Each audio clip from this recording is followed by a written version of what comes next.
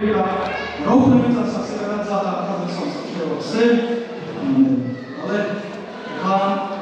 моутелем шкенте, алодима, идеизгун, импутирна, изо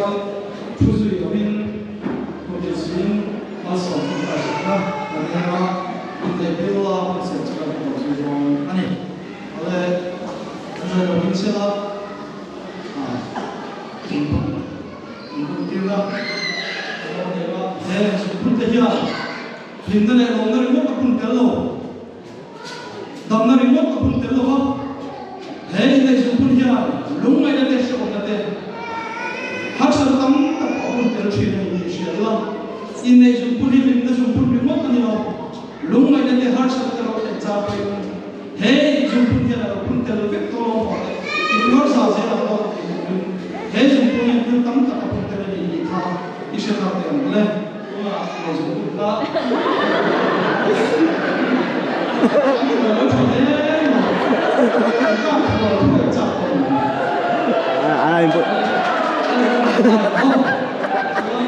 हम बताओ इस विषय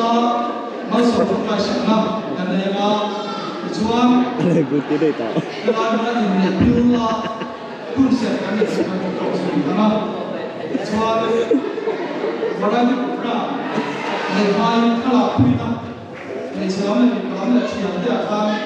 saya ni kalau dia masih kalau kita kalau sih oleh kalau dia saya kalau kita sih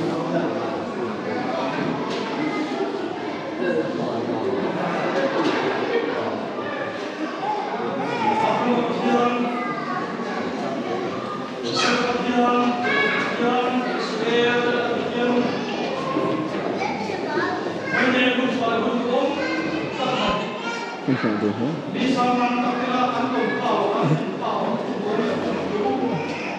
misi ngahun berikan isi apa pun tuber, saya misi kasih apa, oh ini pun tak betul, dengan mana kalau mana pun dengan mana dia pun boleh pun tak betul, jangan lupa ini saya Jadi waktu kalau namanya orang tak selalu